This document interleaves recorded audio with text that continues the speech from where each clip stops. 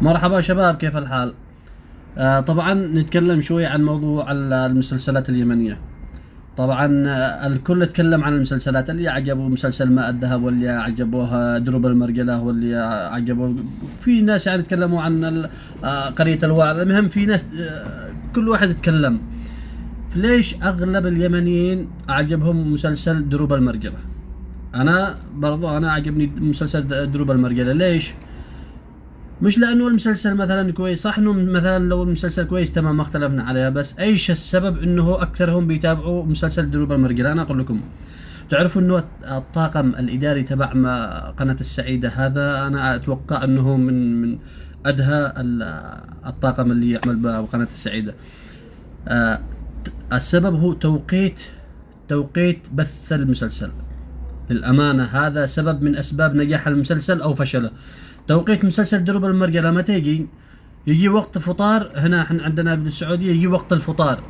أنا ليش أتابع مسلسل درب المرجلة؟ ليش الناس تقولون ما الذهب برضو قصة كويسة ويتكلم عن الكنز وما أدري. بعدين وفي مشكلة ثانية أنا أتكلم عليها بعدين، مشكلة الكنز اللي لليوم من عاد كان التلفزيون أبيض وأسود لليوم ما حصلناش الكنز حقنا هذا. مش عارفين إن الكنز هو بيتأخذ مني ومنك، يعني باليمن المسؤولين والجن هذا. احنا ندور الكنز والكنز هو بيأخذوا مننا الفلوس ما علينا من هذا. خلينا نرجع للمسلسلات هذا نتكلم عليه بعدين.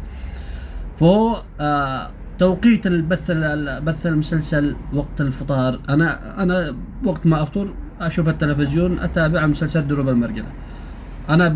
وقت ثاني ما نش فاضي الصراحه. انا ما نش فاضي مثلا اروح مثلا ادور تابع لي مسلسل ثاني. فهو عجبني انا كمشاهد، عجبني دروب المرجله لانه التوقيت وتابعته من البدايه. فعجبني السيناريو اللي بالقصه اللي تتكلم عن القصه. يوم صدم الراجل وهرب وراح البدو وراح مدري ايش وحصل البنت وبيتكلم وعايشين مع القاتل. المهم كل يوم في احداث جديده تتكلم عن المسلسل هذا. فانا مشتاق لليوم الثاني ايش اللي بيحصل.